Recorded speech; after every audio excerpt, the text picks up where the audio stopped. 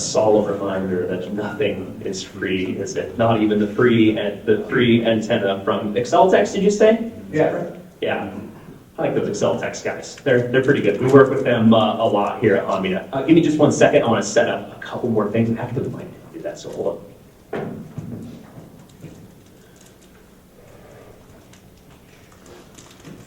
Maybe while I'm setting up, I'll just jump right into it and give a quick introduction.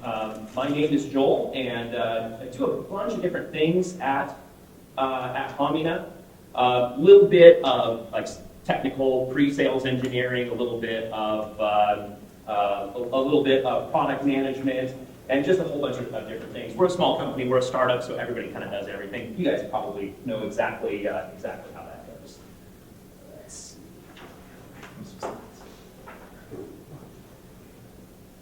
Okay, I think I'm down. Really ready to go. So yeah, thank you so much for the opportunity to speak this morning. I'm really excited. Thank you, Mark, for inviting us to come and present here. It's been a little while since I've been back down to the Netherlands to present. So it's nice to be here. A few months. Although it doesn't feel like I've been making a lot of trips down to the Netherlands. So real quick, if you're interested about kind of who I am, where I'm from, I'm originally from the United States, but about 9-10 months ago, my boss at Omnia, UC, convinced me to move to Finland. So we packed up everything and have moved over to Finland for a couple of years. Any Finns in the room? Do you have any other Finns? I guess when Mark said there were people from Finland, he meant me. So yeah, maybe not 100% accurate. So there are people that are from Finland, but not people from Finland here. So. But we really enjoyed it. I've enjoyed living in Europe very much, and it's been a very fun adventure. So, like I said earlier, my name's Joel. I'm a CWNE. I've been doing Wi-Fi tools for about 12 or 13 years now. I originally cut my teeth back at MetaGeek. Anybody remember MetaGeek back in the day? Yeah, Wi-Fi DBX. If you have a DBX, keep it. Don't give that up, because there may be a reason to have that around pretty soon. But yeah, I did that for a long time. Went over to NIST for a while, was at ECHO for a while. So I've done a bunch of different things with a bunch of different tools, mostly focusing on tools throughout my career. That's kind of been the main thing that I've focused on. But I love tools, I love products, I love Wi-Fi, and I love the Wi-Fi community. So I really feel like this job is like made for me, or I'm made for it, or something like that. And I really do enjoy it. So what I want to talk about today is what is a site survey? How do you do them correctly? What are they for? And how do they work? Those are the things that I want to focus on today. So first, I want to talk a little bit about the design process, where the design process comes into play, and where site surveys come into play in the Wi-Fi design process. So the first thing that we need to do is we always want to start with gathering requirements. We want to find out some things like, what kind of clients are we going to support? How many clients are we going to support? Where do we need to support those clients? That's a very difficult question, because when you ask that, most customers and end users will say, well, they're everywhere. And then you say, okay, well, if we want to put access points in the stairwells, that's going to cost, maybe 5,000 euros per access point or something like that. And when you start having those conversations about where does the Wi-Fi matter and where does it not matter, you can really hone in those requirements, and you can really start to figure out what does the user actually need. Now, on the product design side, we see the exact same thing. All the time, people come to us and say, hey, put a button right here that does this. But then we start asking questions like, okay, well, what are you trying to do with that button? What job are you trying to get done with the button that you want to put here? And they say, oh, well, we want to get this done. And we go, I think we have an even better way to do that. And we might dream up some totally different UI that accomplishes the same thing and a bunch of other things all at once and does a better job in the end. That's just kind of part of the design process, both when you're designing a product and when you're designing Wi-Fi. So it's important to ask all these questions and gather these requirements. Typically, requirements result in hard numbers. You end up with a bunch of numbers like, we're going to provide negative 65 dBm of primary coverage. We're going to provide negative 70 dBm secondary coverage. All the clients that we have, they seem to be happy with those numbers, and so those are the numbers that we're going to hit. So you typically end up with basically a list of numbers that you're going to meet when you make your design. So then the next step is to create a predictive model. So one thing that I like to bring up when I'm talking about sort of these different steps, especially in regards to the predictive model, is the naming conventions here, I think, are very, very important. To me, there are two main things that you're doing when you're creating a network design and you're validating. First off, you're making a predictive model. The second thing is you are going on site and performing a site survey.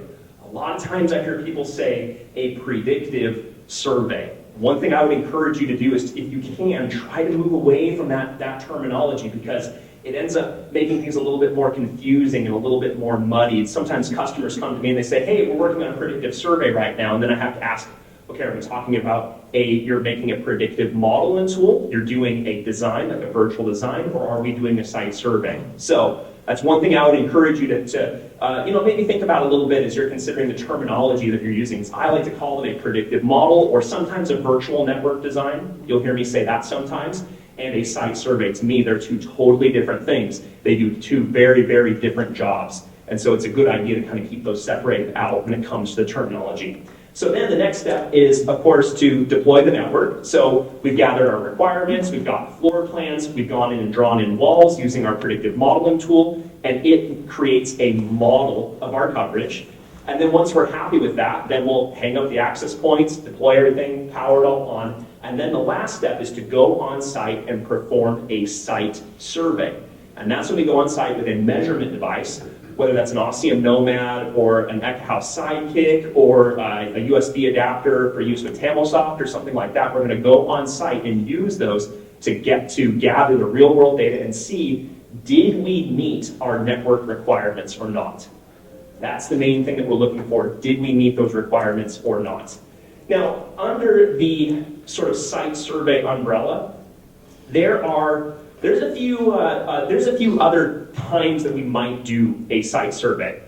First off, we might do a site survey as a pre-deployment assessment. We might want to take a look at the building as it is today and find out if there's any troublesome areas that we're having problems. And this is also really useful for informing your predictive model.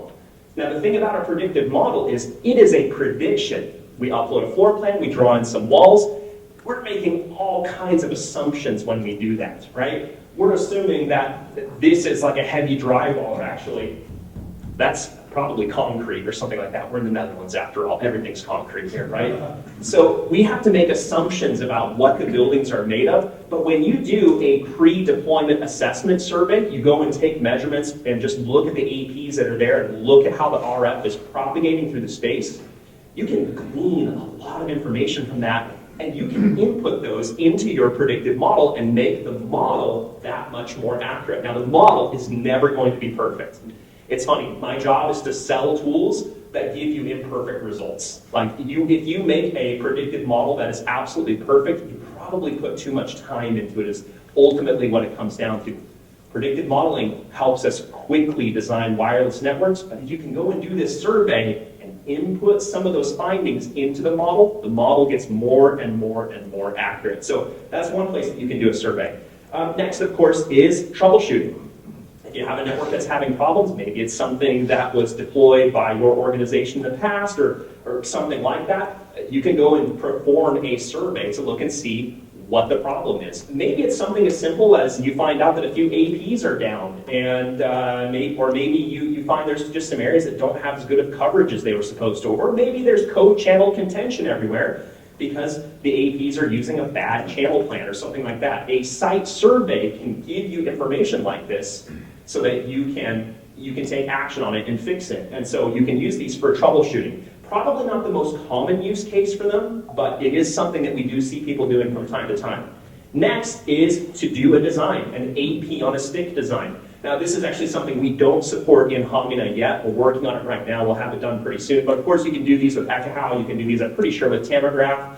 and some of the other tools that are out there. So with an AP on a stick, basically you take an AP and you put it on a stick, right? Usually like a telescoping pole you can go right up to the ceiling with. You can get like a PoE battery pack if you want to make it really nice. And you can even put wheels on a tripod so you can roll the access point around. The process is pretty simple. Put the AP on the ceiling, it sits there and beacons and does its thing, survey around it, find the edges of the coverage cell. Yep, that looks like a good placement. Move it to the next spot, repeat, repeat, repeat, repeat. The problem is that word, repeat. You have to do this over and over and over again for every placement. So I like to use AP on a stick, but only in certain environments, only when it really makes sense. Typically, I will use AP on a stick for designs when the building geometry is very difficult to model.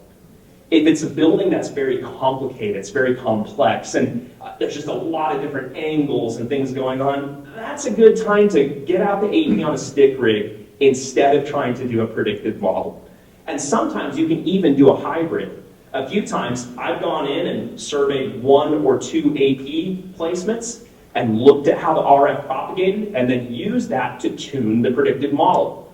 Or if I'm doing like an auditorium or a stadium or something like that, let's say that we're doing a hockey rink, like an ice hockey arena. If we're going to put an AP up and survey the stands and see how that access point covers all the seats, we don't need to do that every single time. It's free space all the way around a hockey arena. We just need to do that maybe twice. And so you can cut the amount of time that it takes way, way down, but still get real world data. And then it's easy just to look at it and extrapolate from there and see, yeah, this is what we're going to need to do to cover this hockey arena. So then, of course, is what we're mostly going to talk about today, which is that post-installation validation survey where we're going and validating that the network design that we designed actually meets the requirements. Now, there's a couple other things that we have to think about when we're considering what kind of site survey to do. First off, we want to think about what methods we're going to use to input the data into the site survey tool. So as you're moving around, you need to tell the tool where you are. We'll talk about that more in a little bit. There are manual ways to do this, and there are automatic ways to do this. I would say that by and large, manual is what we do indoors. Just about everybody, I think, is doing manual stuff indoors. I see a few head-ons out there. Now, there have been some pretty cool advancements around using AR-assisted technologies to do these indoors, like Ekahau has their Just Go Survey feature, which is pretty cool. I'm not exactly sure how it works because I haven't used it myself, but basically you can just input a floor plan and just start walking around and it'll figure out where the walls are, it'll figure out where you are on the map. It's pretty cool stuff, really, really cool. Additionally, you can do outdoor surveys as well using a GPS. Now, this will really, really, really only work outdoors. It really won't work indoors. I've seen people try. I've seen it fail. Really, it's either the AR-assisted survey for indoors or manual location. So that's kind of what it comes down to. By the way, did anyone else have GPS weirdness in Amsterdam yesterday, or was that just me? Oh, apparently just me. Yikes, because my GPS did not work at all yesterday. It makes me wonder what's going on. Gotta wonder. Cool. I want to talk about these different location types, or really quick, the manual ones. But I'll come back to those in just a second. In addition to the input method that you're doing for a site survey, there's also 2 different, basically technology types or implementation types that we can use when you do a site survey. I have not figured out really good terminology to say like, you know, what type of survey this is, because we just said survey types back here, right? Those are a type of survey, and then these are a type of survey. If anybody has any ideas, I would love to hear them, because I have not figured out what that thing circled in red should be called. But basically, there's 2 types. There is a passive survey and an active survey. Now be careful. You look at this slide and you go, ooh, I want the active survey. Doesn't that sound nice? It's when you get out and you're like really active, right? You're moving around. It's a little bit confusing, but I understand why this is the industry standard terminology, and I think I want to stick with it. You guys know I'm kind of a stickler for terminology, right? This one, yeah, it's a little bit confusing, but I think we need to keep it. I think it needs to stay. The difference between these is what the Wi-Fi adapter on your measurement device or your client device is doing. In the case of a passive survey, we're basically just doing a packet capture. We just have radios that are tuned to channels. We'll talk about that more a little bit later. But we tune to a channel, and we listen for all the beacons from the APs. We capture those, we pass them over to the site survey tool, and it uses those to draw a whole bunch of maps. The big thing that we get from the beacon is the signal strength, or the RSSI. That's the really, really big and important thing that we get. And that helps us draw a number of critical heat maps. That gives us primary coverage. How much coverage do we have from our loudest access point?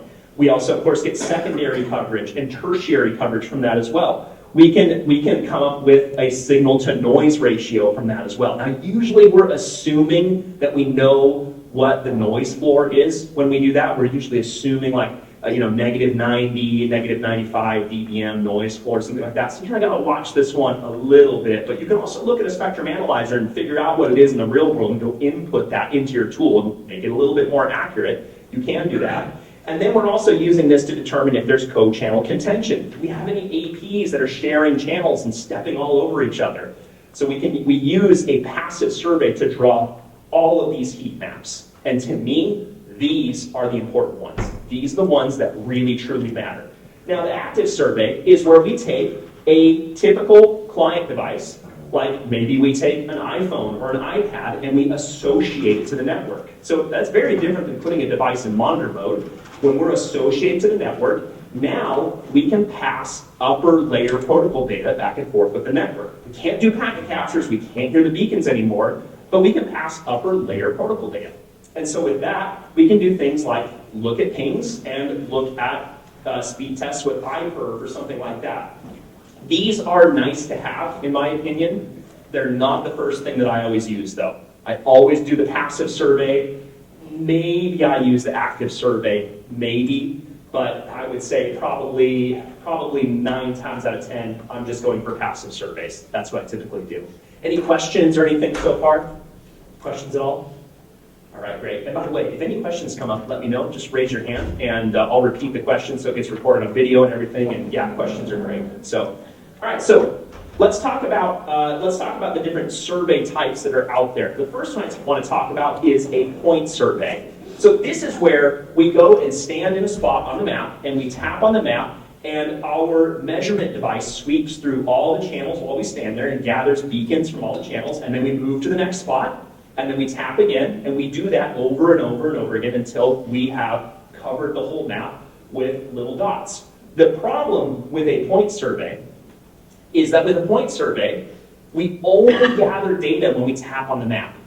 That time when let's say you tapped over here, we tapped in this corner, and then we walked over here, and then we tapped in the middle of the room right here, we're not gathering any data between those two taps. We're only gathering data when we tap and are standing stationary in that one spot. That's the only time we're actually getting the data.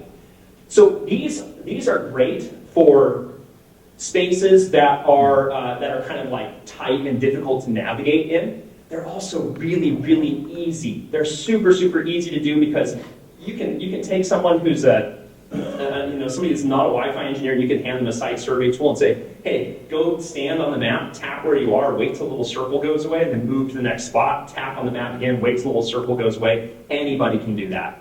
It's very, very easy to do. But the problem is you have to stop once every 2 to 3 meters to get a data point to really fill in the map with all the data points that you need. It's just not very data rich.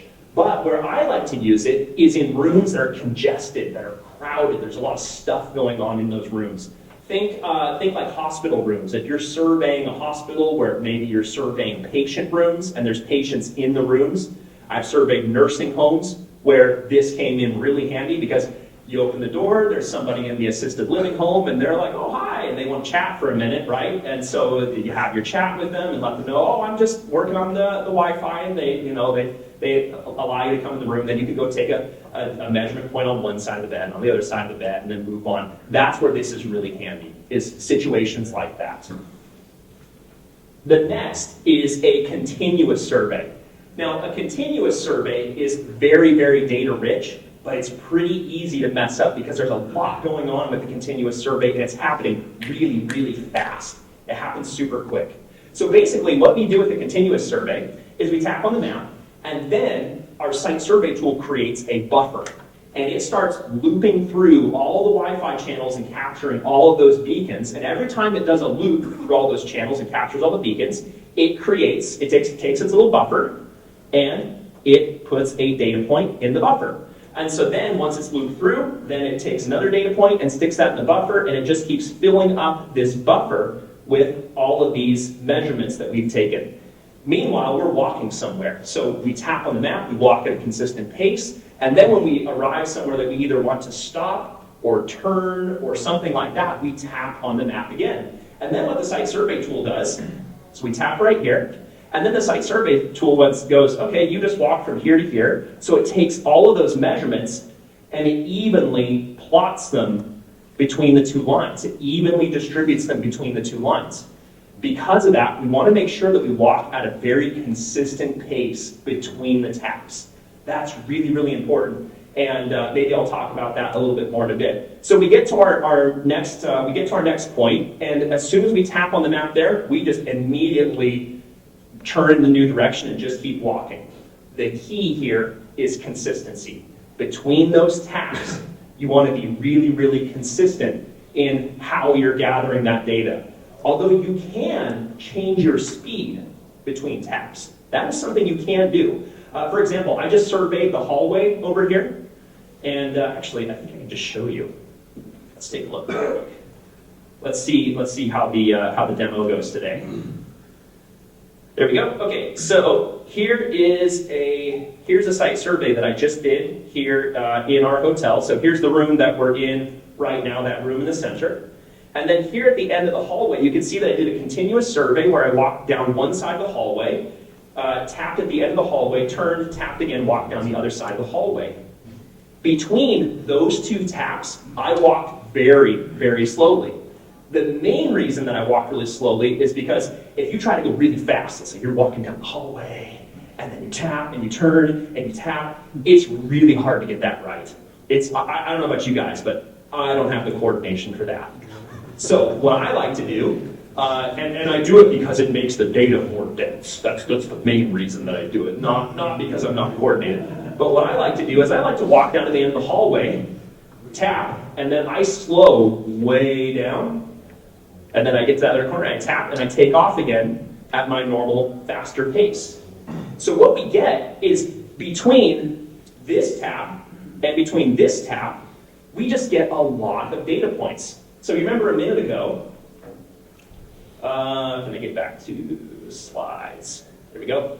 So remember a minute ago, we were talking about how it takes that buffer and basically puts all those between those 2 points. If you have, let's say that you walk up to a point here and you stop, and then you walk really, really slowly. So we'll do a little squeeze. It's really slow, and then we start up again. We just get a whole bunch of data points between those two stops right there.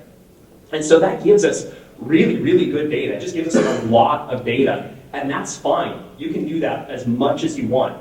Now, another thing that you can do when you're doing a continuous survey is, let's say that there's a door or something like that. So maybe we'll just do let's just do a little survey really quick. So I'm going to try to do this with one hand. Let's see how it goes. I mean, the site surveys are so easy that you can do them with one hand while holding a microphone, which is a totally common use case. And you guys do site surveys while holding microphones all the time, right? It's a totally normal thing, I think. No, maybe not? All right. Just use a lapel, yeah, while you're surveying. Yeah, I hear you.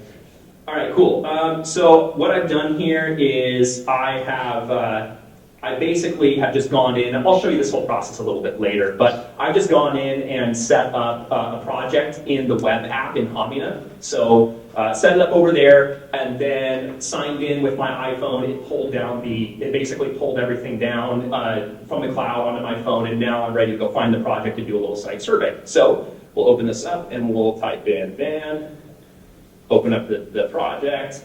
I'll rotate the map so that way it's oriented with how the screen is here. So there's the room that we're in right there. And then we'll go to record survey. We'll switch over to a continuous survey, and let's just survey the front of the room really quick. Get my way, chair. Okay, so, oops, I lost my bearings. So when you try to talk and survey at the same time, I don't know if I recommend it. Okay, so I've just tapped on the map, We're buffering, we're buffering, we're buffering. And then I'm gonna get over here, and then we'll tap on the map right there. I'm gonna go really slowly over here, tap again, and then pick up my pace to walk back over to the other side. And I'm using the edge of the window here. I may have gone to the center of the window, but there we go. And there's our little survey path that we just did. So those 2 points there at the end, I went really slow, so we just have a lot of data right there. Not a bad thing at all. Well, what happens if you come to a door or something like that? Well, you can do the same thing. You can move very, very slowly while you get your keys out to unlock a door. So let's just simulate that really quick. Let's say that I tap on the map, and I'm walking, and I come to a door right here. So we'll tap, and there's a door right there. Okay, where are my keys? Now we have to get our keys out, but we're holding a microphone and an iPhone. We get our door unlocked. Now we're ready to go to the door. So what I'll do is I'll just tap on the same spot. Again, watch this. Tap, move on, and get over here and end our survey. What did we just do? Right here, we have a very, very slow walking path right there. We walked very, very slowly as far as the computer is concerned. We walked from here to here, and it took us 60 seconds to do that. That's fine. From the tool's perspective, it takes all those data points and goes boop, boop, boop, boop, boop, boop, right here, all in one place. It's fine. It just means that we have a lot of data for that one place. So that's one of the reasons why continuous surveys are my favorite. Once you know how to use them, they can work really great. They can be super, super accurate. If you're having a hard time keeping up with what's going on, just slow down. Slow down a little bit. Yeah, question? Does Hamida show the data points that are distributed along the line? Not yet. It's something that we need to at least investigate. I'm not 100% sure that we'll show you the actual dots, but we figure we need to do something like that. Haven't got there yet. But yeah, great question. The question was, does Hamida show the data, to show you the dots, to show you where the data points actually are? I think Ekahau does that, but we don't. So maybe someday. Maybe someday. Great. Other questions? Any other questions about this stuff? All right, I'm going to unplug my phone really quick. Switch back over to slides. All right, I think that's pretty good on the continuous stuff. There are some traps that you can run into with continuous surveying. There is a definite I know how to survey trap with this. So just be really, really careful that, if you're setting somebody up to survey or if you're accepting someone else's survey results, double check and make sure that they're doing it correctly. Because one thing that I see all the time is people will walk up to a point, they'll walk up to one of those points and stop and then tap, and then move on to the next point, and then they'll stop, and they'll tap again, and they'll move on to the next point. Wrong. That's just not the right way to do it, and you don't get the correct distribution of data points when you do that. So watch out for that. That can be pretty ugly. Okay, we talked about all the stuff around continuous. The last one I want to talk about is a line survey. So this is something that's kind of new that we've come up with at Hamida. So with a line survey, it's kind of like a continuous, except you just do it in a straight line, and then once the line is done, you stop. And then you can start another line whenever you want. So here's how it works. We start here, we walk over here, and then we tap there, we stop, and now we get to take a break between our survey points. So now we can walk over here, decide where we're going to go next, tap on the map, walk over here, tap again, and then be done. I have been amazed at how nice this is to use. Even for somebody like me who's done a few surveys, this is great. That little mental break that you get between the lines is just fantastic. I highly recommend giving it a shot. It makes manual surveying so much easier, especially in places like warehouses where you're just walking in straight lines all the time. This came especially handy for me when I surveyed the Cisco Live keynote, because the room is like a giant octagon. It's big, and it became very easy to get disoriented in there, right? Like it's a slightly disorienting room just because of the scale and the darkness and all that, right? Not bad thing, very, very cool, but I found that this was fantastic for stopping and going, okay, where the heck am I? Okay, no, I'm here. Now I know where I am. Okay, tap, walk, and then, walk for a good 60 seconds to 2 minutes, right? You have a lot of walk time before you even get to the other side, and then you can do it again, rinse and repeat. It's pretty great. Okay, some other things I want to talk about is just sort of how how devices perform these surveys from a packet capture perspective. Beacons happen every 102.4 milliseconds, so roughly 10 times a second is about how often a beacon typically happens. Remember, the beacon is the thing that we need to capture. That's the really important thing that we need to get. So if you think about all the different channels that we have to sweep through, all the different things that we have to do, it actually takes a long time to get through all those channels and to create a data point. So when we think about this, in the 2.4 gigahertz band, we have 13 channels that we need to sweep. In the 5 gigahertz band, at least in the US, we have 25 channels that we have to sweep. And I think in the 6 gigahertz band, somebody remind me, how many channels do we have in the 6 gigahertz band in Europe? Can somebody? 24 channels. In the US, it's 55-ish, I think. I'm way behind on what's going on in 6 gigahertz. 59. Thank you, Randy. Thank you very much. And then I'm going to check with Raymond again. Are there 13 PSCs or 15 PSCs? Primary scan channels? Yes. Gotcha. See, I don't care about those. I live in Europe. You live in Europe. Fair enough. Fair enough. Ladies and gentlemen, Raymond Hendricks. But yeah, it takes a long time to get through all these channels because we have to dwell on a channel for at least 105 milliseconds to capture those beacons, right? And so most tools settle on about 120 milliseconds, something like that. That's kind of approximately where most tools are going to land. And when you start to do the math, you realize that it takes one adapter, even if you're just, let's say you're surveying the United States and you're just looking at the primary scan channels in 6 gigahertz, so we're looking at a reduced channel set, we're going to take about 6.3 seconds to chew through all those channels. If we're scanning everything, not just PSCs, but everything, it's going to take 13 seconds with one adapter to scan all those channels. How long does it take me to walk across this room? It takes not that much time. In this much time, we maybe would have gotten one sweep with one adapter. And that's why tools like the Osseum Nomad and the Echo House Sidekick have more adapters, so we can kind of split up the load a little bit, distribute things around, and get down to a lower sweep rate. In fact, with 4 adapters, if we're just looking at primary scan channels, and I apologize, these are US-centric numbers, I haven't been in Europe long enough, I guess, we can get it down to about 1.5 seconds. And then with the Nomad, we have a very special feature called DFS, or Deletion Field Set Service. Totally a good acronym there, I think, where we will drop, I'm kidding, by the way, that's not a thing, but we'll dynamically drop out some channels and occasionally check back in with those channels to see if there's any APs that are showing up there that we need to be picking up. So we'll just dynamically drop a few channels here and there, but then also keep an eye on them every now and then to keep these measurements coming in as quickly as possible to make sure that you don't have gaps in your survey data. So something to know about and something to watch out for. Okay, so yes?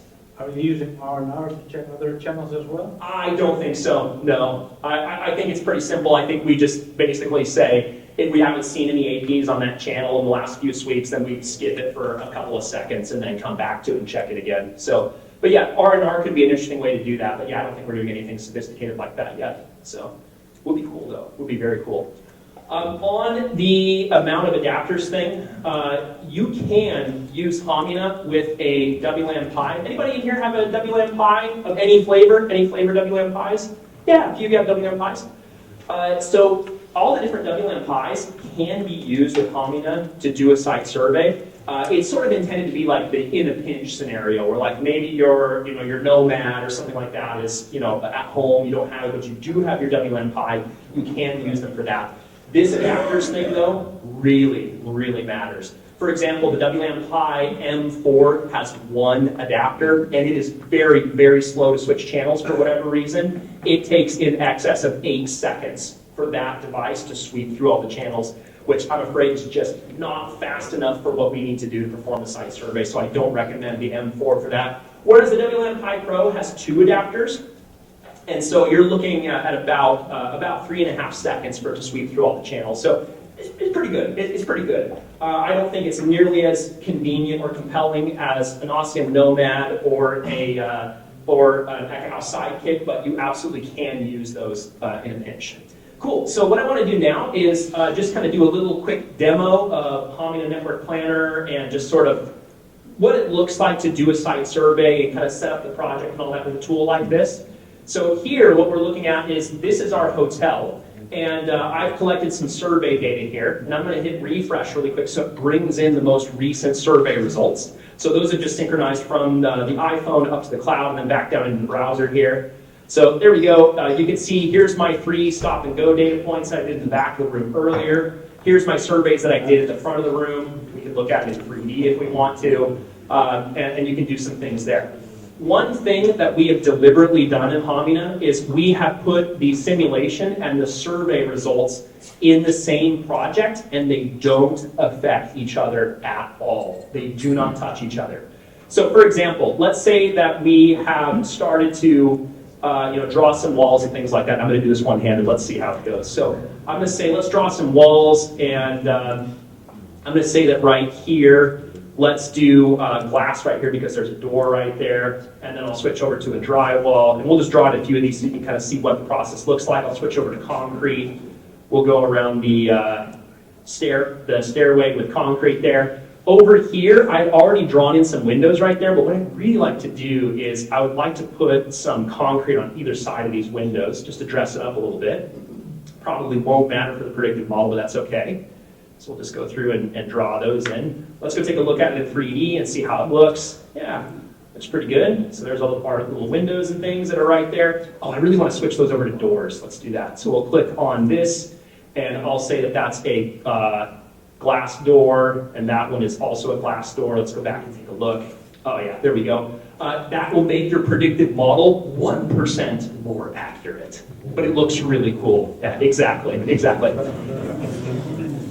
All right, so now that we've got a few walls, let's go drop an AP in there. First AP model I hear we're putting in there. Go. Air engine. 9166. You were towards the front, so that's what I heard the best. So apologies to those of you in the back. The signal to noise ratio was not good enough. So we're going to go with a 9166i.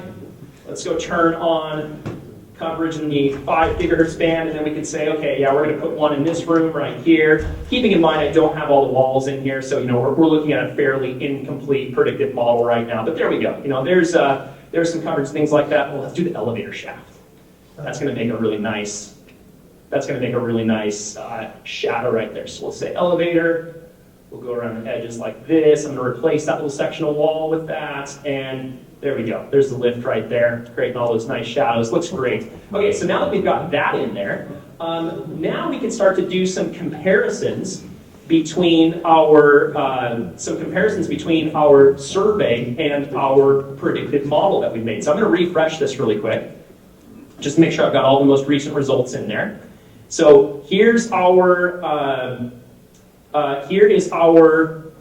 predictive model, and here is our site survey data.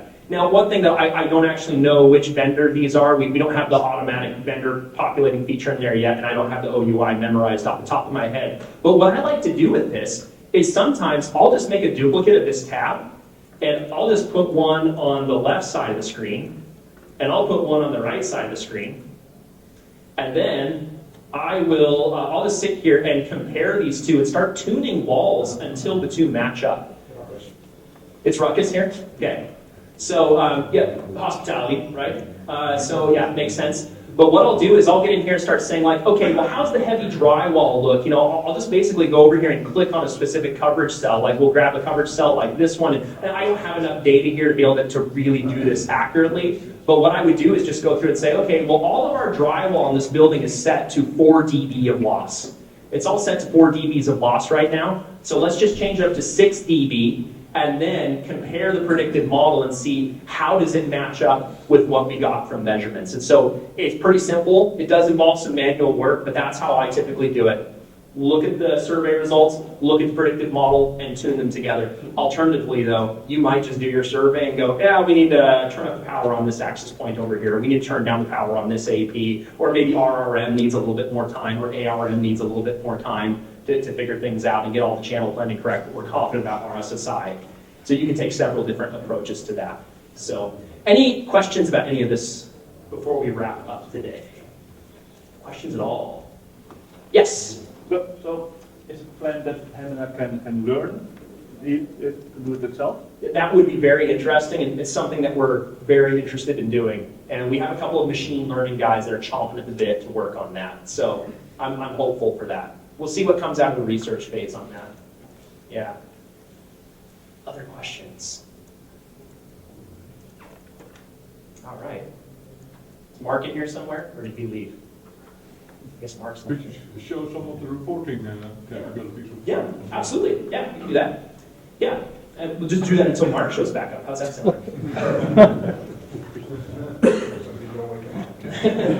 Easier somewhere, I'm sure.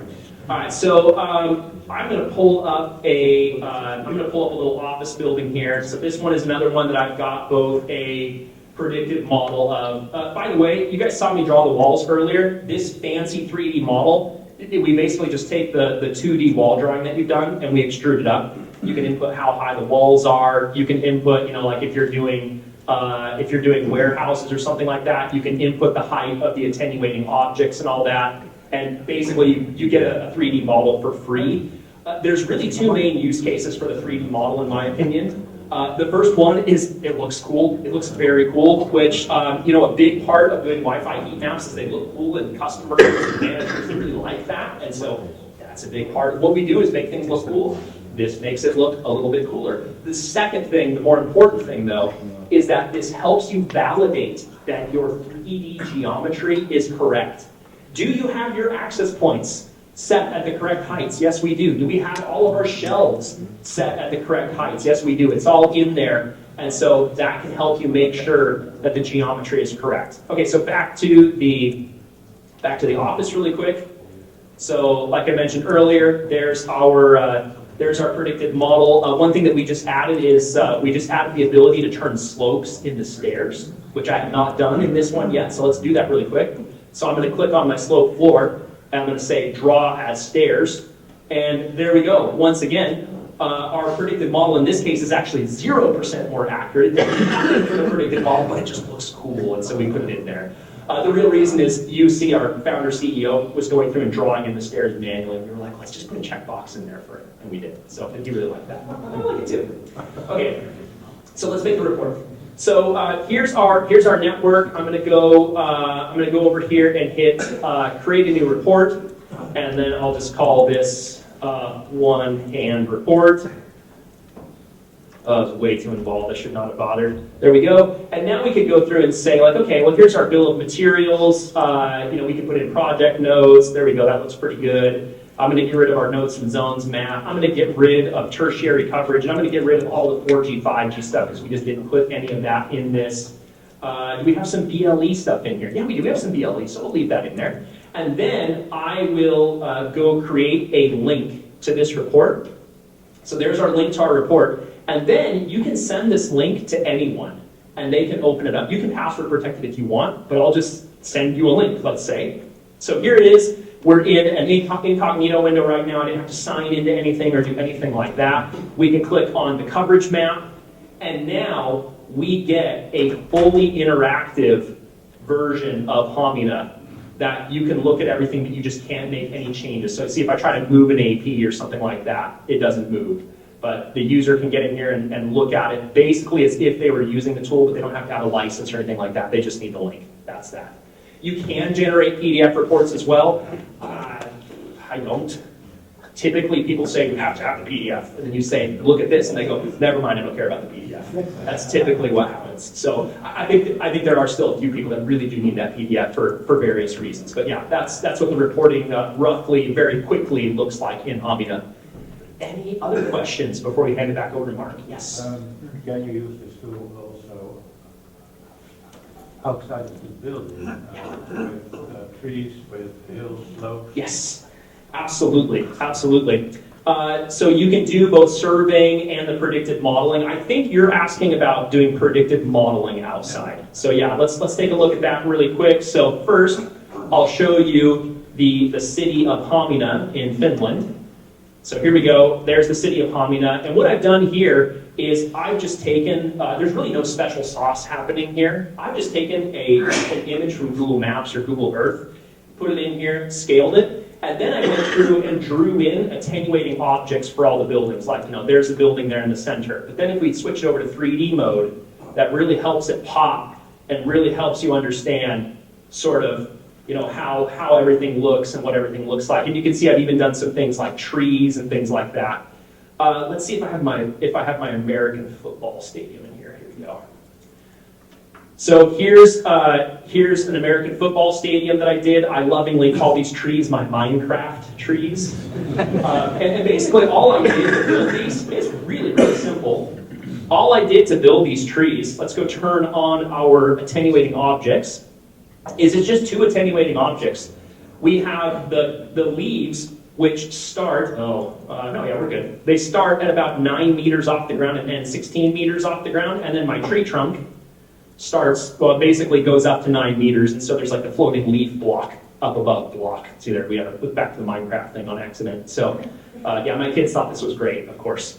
And then to model the slopes and things like that, I just used a sloped floor. So in Hamina, you can define a floor that has a start point and an end point, and then you can define raised floors as well.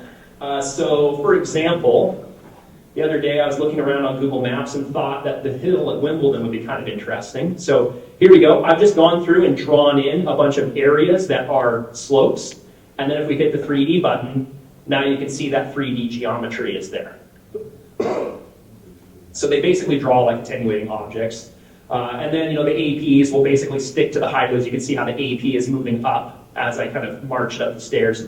Oh, and one thing that I really want to do that I haven't had time to do yet is I want to go make these actually be stairs. So draw stairs, and we'll go back to 3D. Again, this makes the model 0% more accurate. It does absolutely nothing for the predictive model.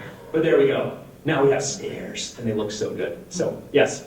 Great question about the outdoor stuff. I wouldn't say that outdoor is our strong suit. There's other tools out there, like especially big cellular tools that frankly do a way better job with this sort of thing than we do, but you can absolutely use it for these kinds of things. Small downtown areas, for example. We've had SEs and vendors do entire downtown deployments with Hamina, something like 150 APs across an entire downtown.